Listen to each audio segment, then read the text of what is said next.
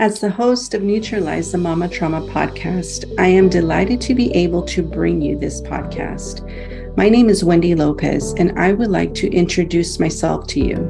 I specialize in helping people overcome their emotional blocks through different techniques, through emotional empowerment coaching and compassionate healing life facilitation. As a mom who has experienced narcissistic trauma, I help moms eradicate self-doubt in order to regain self-confidence to elevate their status both at home and at work. In our podcast, we discuss people's struggles, triumphs, and failures. We dive deeper into self-love, self-compassion, self-acceptance, and mindful, holistic tips. In every episode, I hope that you can take a golden nugget of advice and apply it to the journey of motherhood in order to raise your level of awareness. Welcome to the Neutralize Mama Trauma podcast, where you find healing and creative mental thoughts advice from experts on past pain, narcissistic experiences, and trauma. Today, we have a special guest offering her insight and her expertise. And I'm hoping that you achieve in receiving a nugget or two on how you can apply it into your daily life or into a new routine. And her name is Onnie Michalsky, is a mom of 6 and a licensed therapist who understands the challenges of being a woman in today's world. She's also a life and wellness coach, and she's on a mission to help moms escape the do-it-all mentality and find their way back to themselves. Through the Moms Without Capes movement, Onnie is empowering women to slow down, recognize their worth, and break through limiting beliefs so that they can find their power and become the best versions of themselves. So welcome, Onnie. I'm so pleased to have you here and sharing your wisdom and your presence to the audience. Can you tell us a little bit how you got here, your story? Sure, Wendy. Thanks for having me. I'm excited to be here.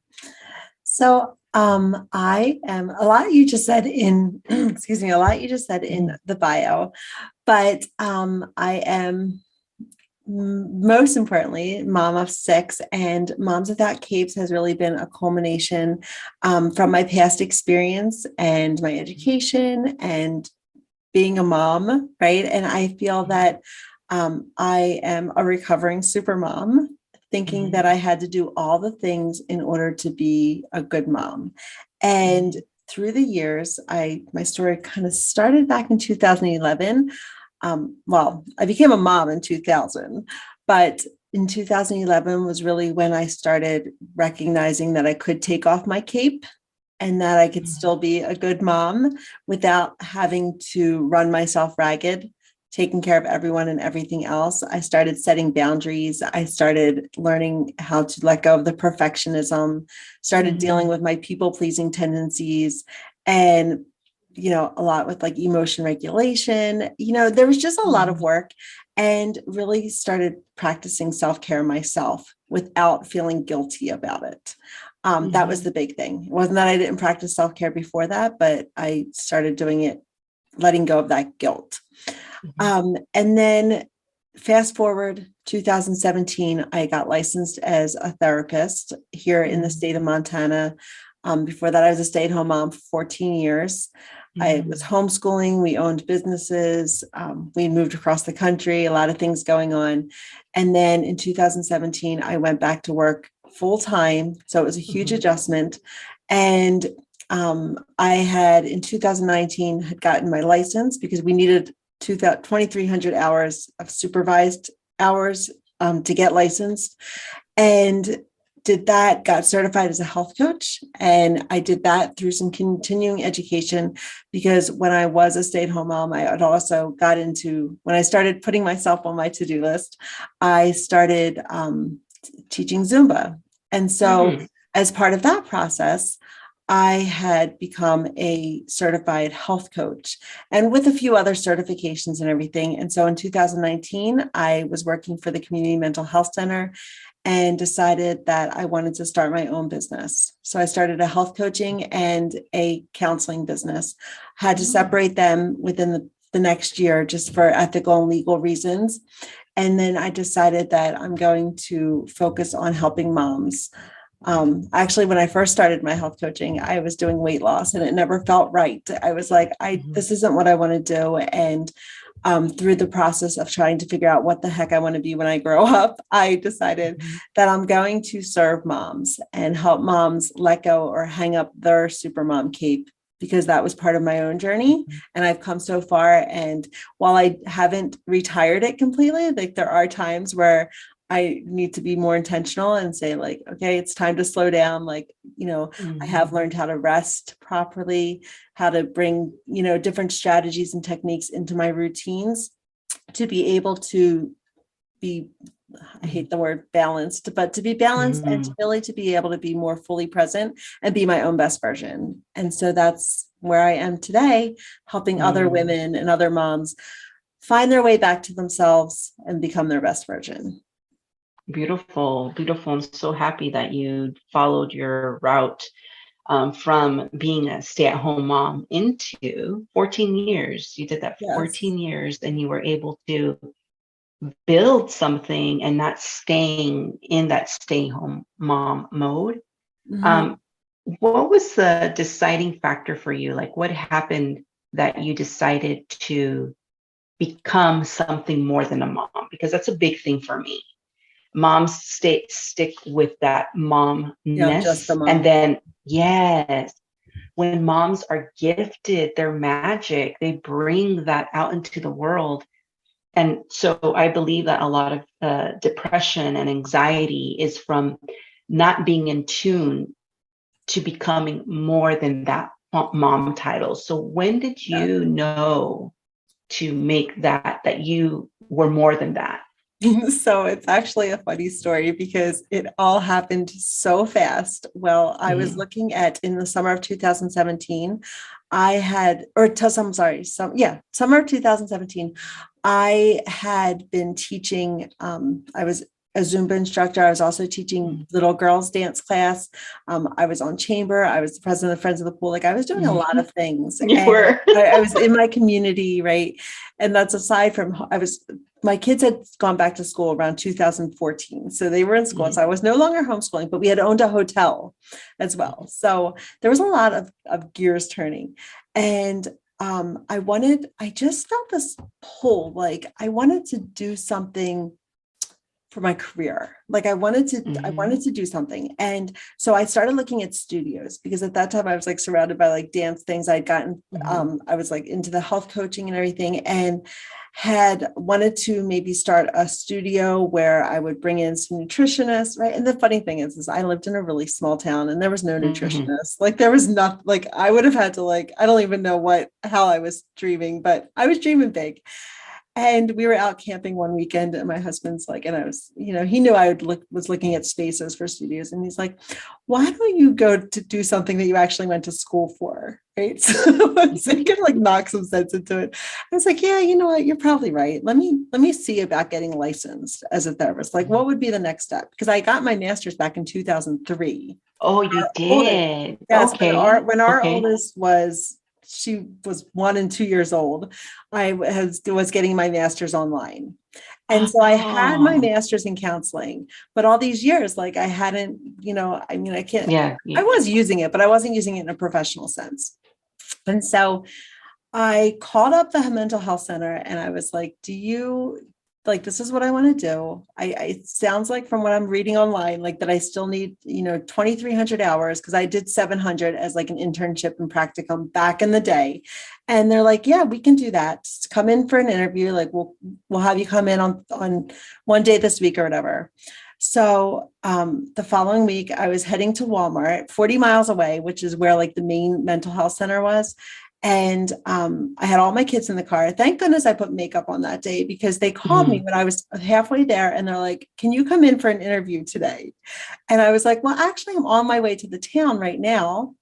And so I ran through Wendy's, put my kids at this park, and I was like, don't call me. I gave them my cell phone and the number. And I was like, I have to go for this interview. And I think my oldest was like 11 or 12. And I'm like, don't call me like unless someone dies. Like, because I was thinking, I'm going to be in the middle of this interview and they're going to call me and be like, JJ won't listen to me. And I was like, and I went and I held my breath for like an hour. I did my interview.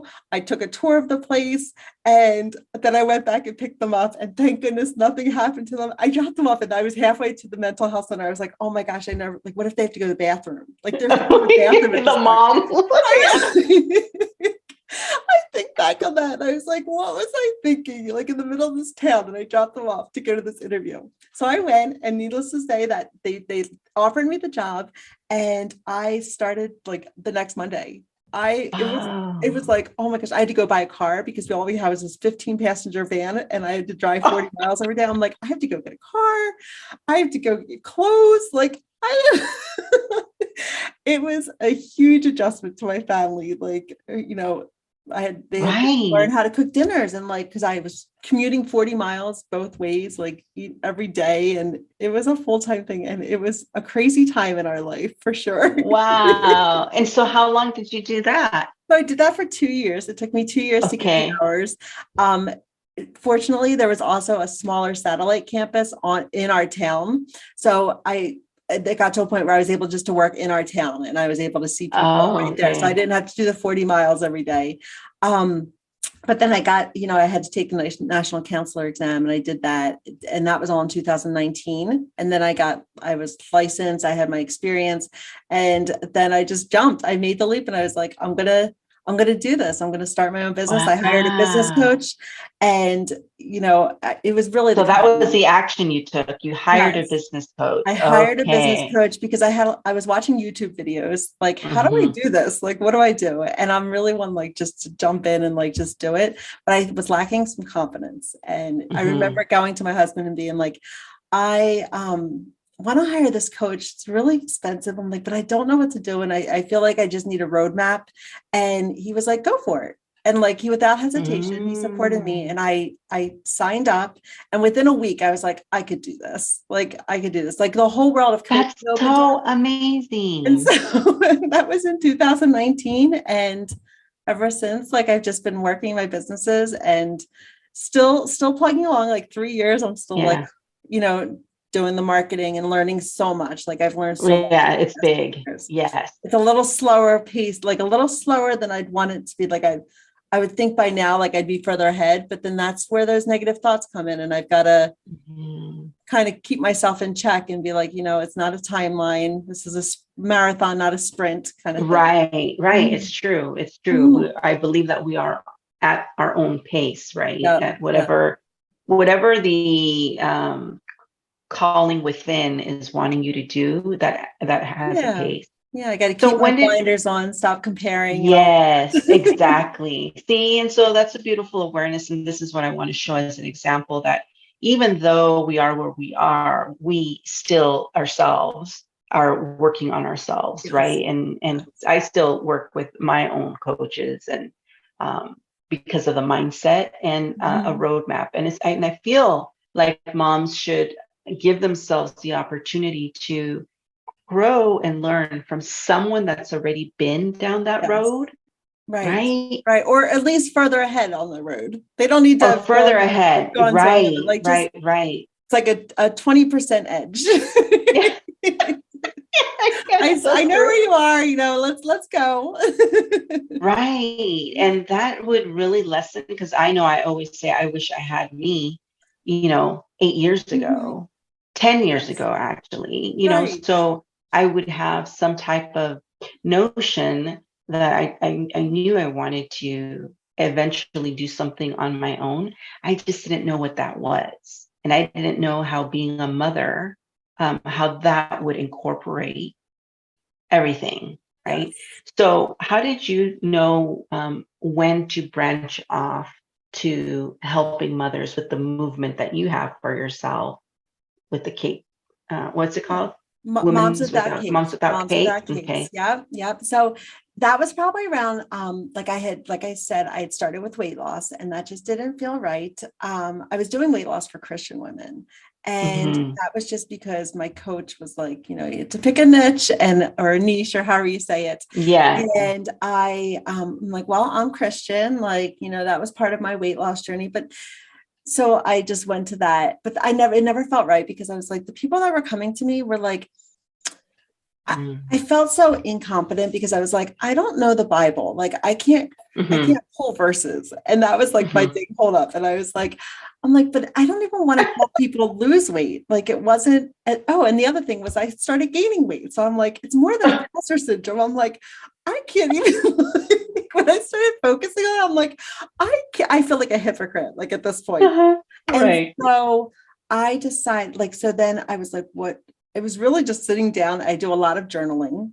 And so it was just a deep dive into like, who do I want to serve? Like, what do I have that I can bring to the table that can help other people?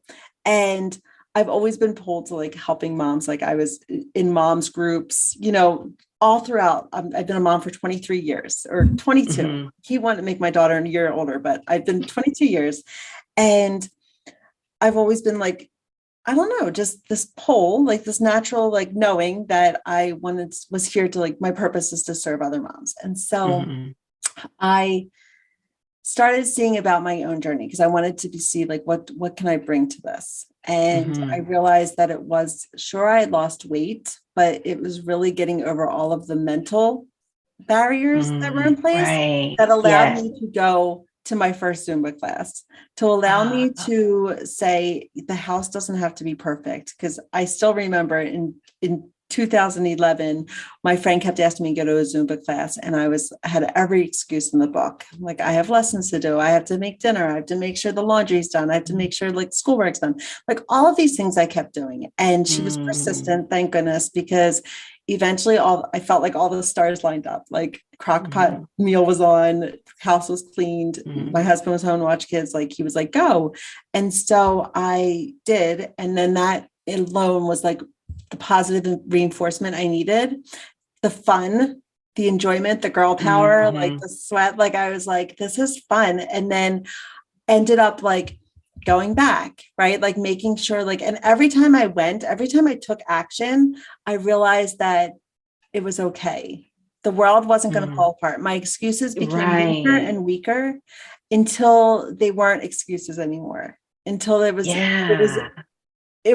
fun and it was enjoyable and it was something that was for me. It was because all of my other things were like around, like I was friends of the pool, like because my kids used the pool, like chamber because of the hotel. Like there was always other things. So like Zumba was just something that was just for me. And I felt good about going to it. Like, and so I was able to like set up those boundaries. I was able to say no to other things because I knew that saying yes to me was helping me be my best version. Right. And I think you said something very important for moms to hear about making the excuses become weaker and weaker instead of empowering those excuses. What would you say helped you decrease the noise with the excuses? It's a great question. So I suppose like taking action. Taking action is key to build confidence. I found that like you can't just sit around. I love that. Wait for your mindset to change or wait for like, there's only so much work you can do in your mind without taking the action that's going to support those changes. So taking action for sure, being aware of what I was saying to myself, like knowing that they were excuses and start dismantling them. Like I call it the inner mean girl because she can keep you playing small. And it's like those self-doubts and those thoughts that come up that say like, okay, for example, like an expectation that I held was like, as a mom, I should want to be around my kids 24/7. Right.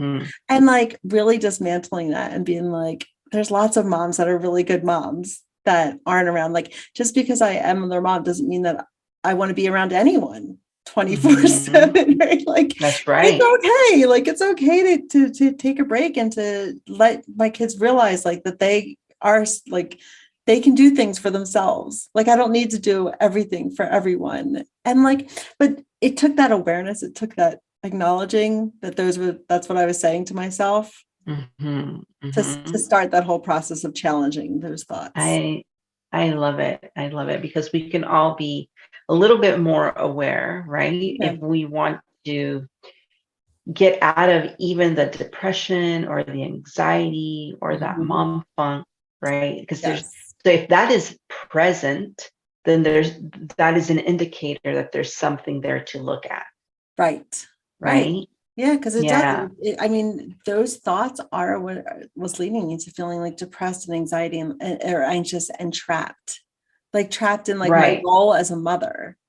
And there was a time my mother-in-law, we first moved to Montana and she wanted to take the kids for the weekend. And I remember basically having a hissy fit to my husband. Like, she cannot take the kids. Like, she was a great mom, but I felt such this responsibility and control and like all of these like feelings. Now I look back and I'm like, what were you thinking? Like, I was telling one of my best friends about it, and she's like, are you crazy? Like, let her take them. Right. And I just couldn't. And like now, like, and then she did, like, my husband was like, it's okay, like, it's just one weekend and all this stuff. And like, it ended up being great. Like, it ended up being like, oh my gosh, like I was able to breathe, like everything went good. They had a fun time, but like realizing like that it's okay. But you really have to know, but and treating yourself with self-compassion is a huge thing too. Giving yourself grace. Right. I agree. So how do you help moms let go of the guilt, perfectionism, people-pleasing tendencies, and the unrealistic expectations that keeps them in an endless state of overwhelm and exhaustion? So it's like a cycle. Yeah. So very similar. So how I help moms do that is I work one-on-one with clients. I also have a Facebook group where I tackle a lot of the excuses, and one of the big things we do is a self-care challenge. And I am a huge believer of self-care, but it's not just like getting a shower, right? For some moms, that might be all that you can manage at this point, but really helping them set up healthier boundaries and learning that they are important enough to like they need to learn that they are worthy of protecting their own time and space. So with perfectionism, it's a lot of those thoughts that come up. There's unrealistic expectations that seem very realistic to them because they're based on the beliefs that they hold that have been ingrained from childhood. So helping them see that it is absolutely possible to take care of yourself and your family, like get yourself off the back burner.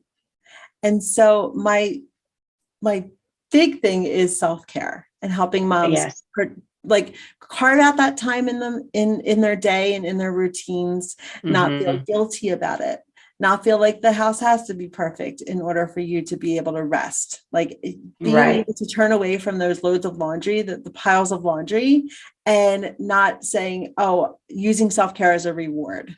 It's because it's not, right? Like using self-care as an integral part of your routine and making space for it and being more in control of your own schedule and what you can control rather than trying to control everything else and take care of everyone else. Okay, so being that you do this with self-care, what do you feel, or through your experience, makes them different? How does it make it different if they do and take action with self-care? So one, it opens up, like when you said letting go of the guilt, right? Like it starts creating this, when they start taking care of themselves, it creates this positive reinforcement. It helps them to start shifting those underlying beliefs. And it helps them moving forward because they realize like, it's okay.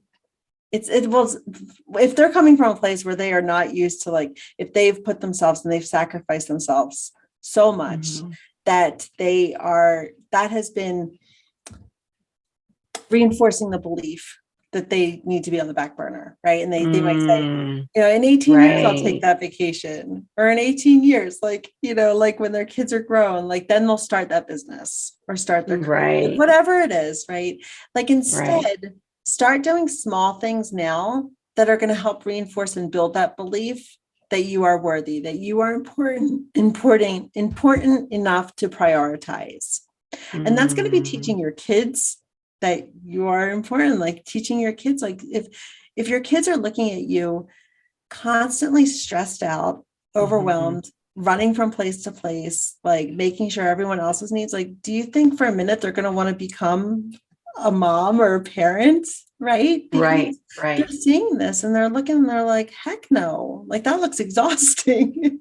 And so you're showing your kids that it's okay to rest, right? Self-care prolongs life.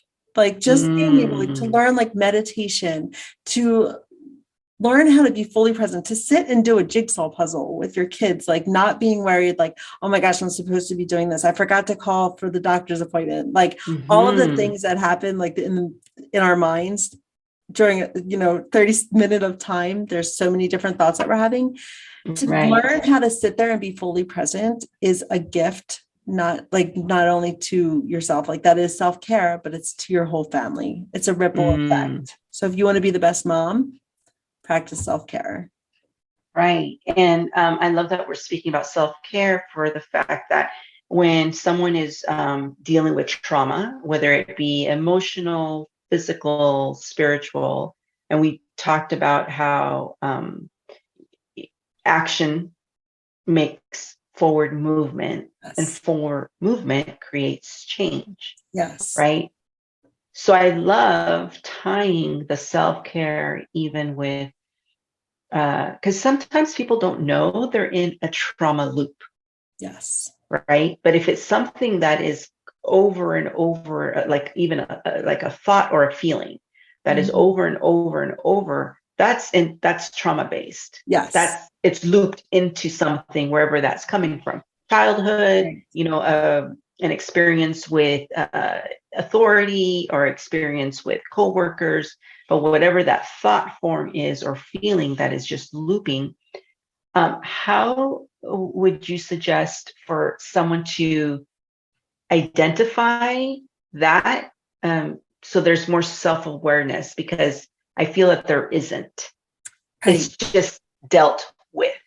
And what I'm trying to show is, no, it's not about just deal, because that's what moms do. Right. We deal with it instead of like, how do we spotlight that? How do we know? Yeah.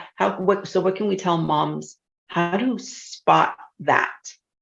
Sure. So the feelings that you're having are coming from the thoughts that you're having, right? And a lot of those thoughts are the automatic thoughts that you don't even realize are happening. We have I think 60 to 90,000 thoughts a day. So we're not realizing, we're not even conscious of a huge majority of those thoughts, but yet they're creating feelings for you, such as anxiety, depression, like a depressed mood. They're affecting your mood, whether you know it or not. And so that's one of the hard parts, but also one of the key parts of breaking that cycle, right? Yes. Because you have to get at those automatic thoughts that are happening, those automatic negative thoughts. And one of the entry points, let's just use your example of breaking into that cycle, is identifying what it is that you're feeling. And so you may start by just printing out, this is my favorite thing to do, is print out a feelings list. Google feelings words. There's lots of lists online, and put it on your refrigerator, put it in your car. Like when you start feeling, and you might even want to do some check-ins during the day, like set an alarm on your phone, and at that point being like, what am I feeling? What does my body feel like? What does this feel like? And saying I'm feeling really discouraged right now. And what are the thoughts that could be creating that feeling? Like, where's that feeling stemming from? And what are the thoughts that are happening right now that are creating that feeling of discouragement? And putting pen to paper, sitting down and actually thinking about your thoughts will help you get to those automatic thoughts. Keep asking yourself, like, is it deeper than that? Or what else? What else? Right. And really taking record of what are those thoughts that are going through your mind. And then when you have those thoughts, start looking at each one. And there's all different techniques to be able to do this, to challenge your thoughts, right? There is like putting your thoughts on trial.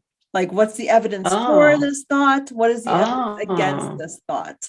And coming up with, evidence to and against those thoughts. You can look at that thought and say, are there any thinking distortions that are playing a role? And by thinking distortions, I mean like all or nothing thinking, overgeneralizing, any jumping to conclusions.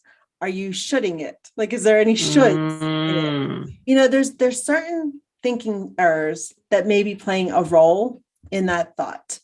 Another way to challenge that thought is to say, if my friend or if someone I loved was having this thought, or a child, what would I say to them? Like, is there a different way to look at that? Is there a different way to challenge that thought?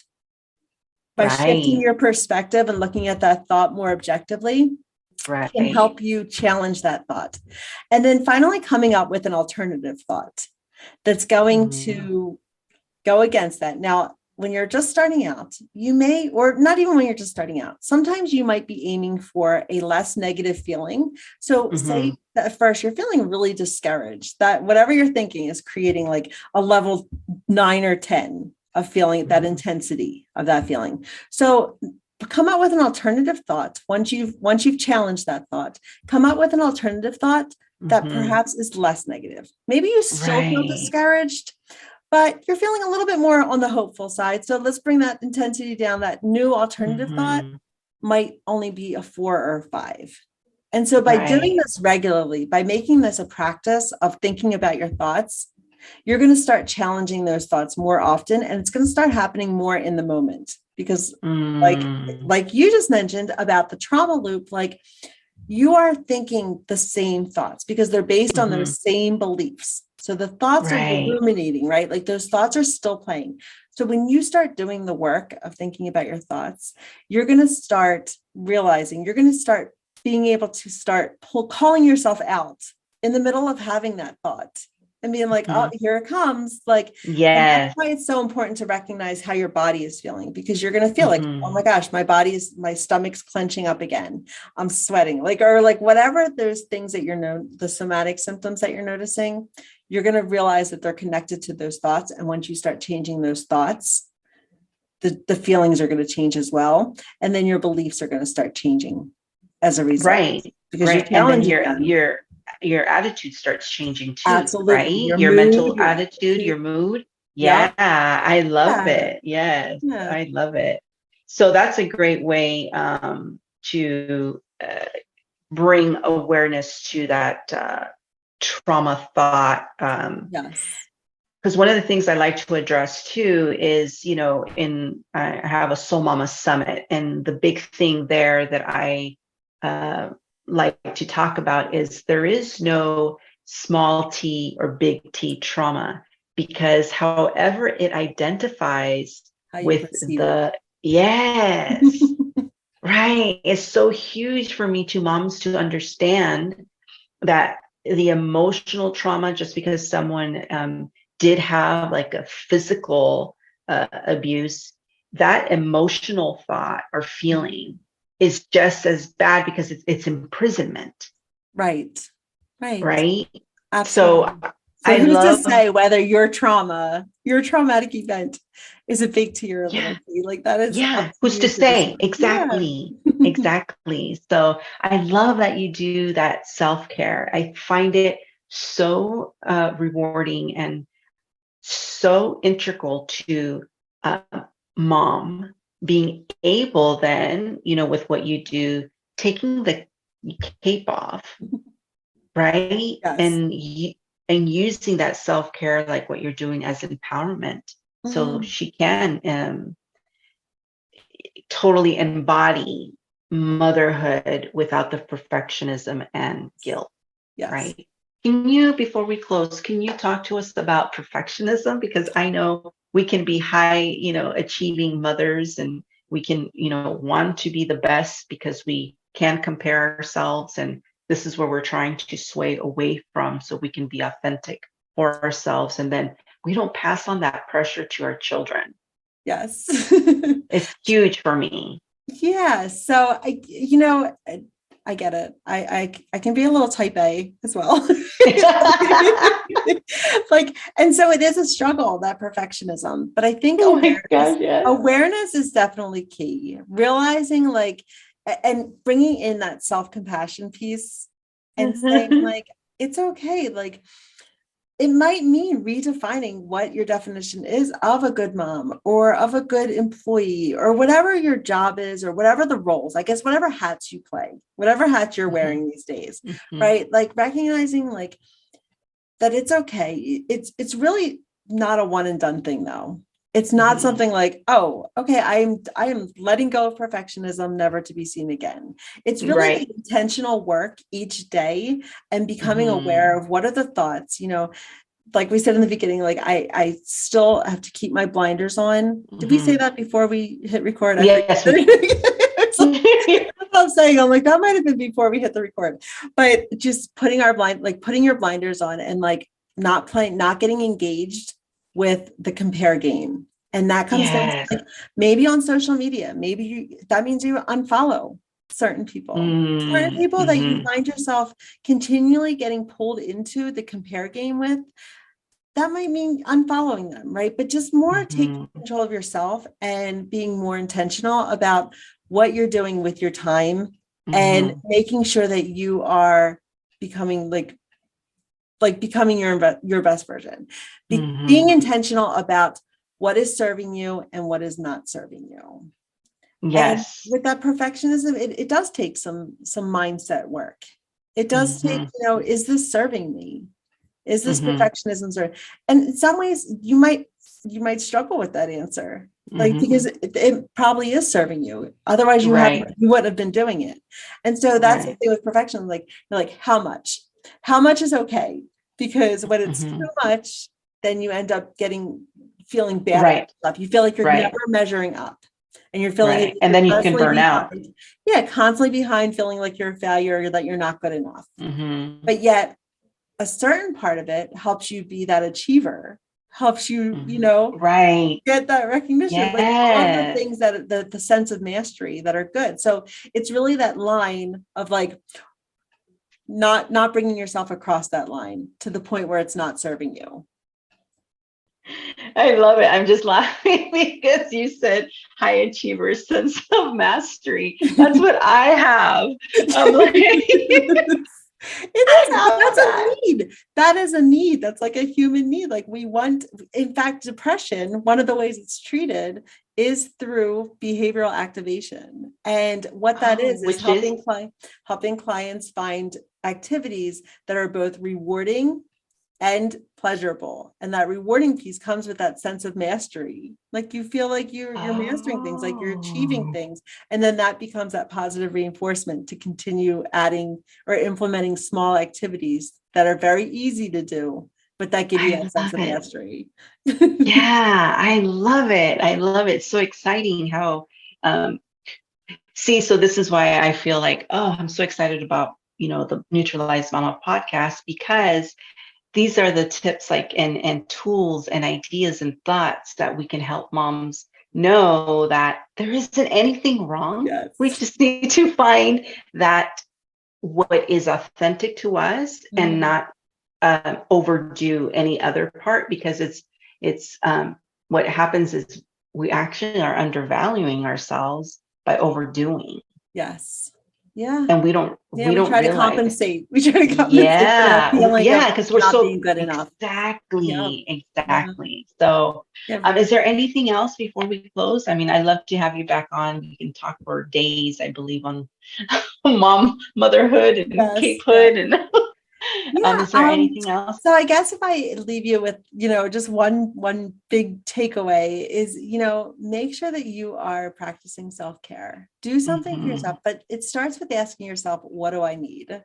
Give yourself what you need and do it, start small. If you're still feeling that guilt, then it's important to do the work. Start looking at the thoughts that are creating that guilt that are coming up for you. And maybe try we've given you some tools for your toolbox today. So maybe use one of those tools or techniques to start challenging those thoughts so that you can take care of yourself, because it's important. You are important. Yes. Well, I'm going to grab all of your links where moms can find you, and hoping they resonate, and then they reach out when they're ready to have some extra support, because, we're not alone. We're definitely not alone. And in this day and age of technology, we can reach support anywhere in the world. Yeah. So And this if you're is on Facebook, I just wanted to, if you're Mhm. on Facebook, definitely Yes. come join the Moms Without Capes Facebook group. It's an awesome community of moms that we're all working on hanging up our super moms capes. So come join the group. Beautiful, beautiful. Thank you for that.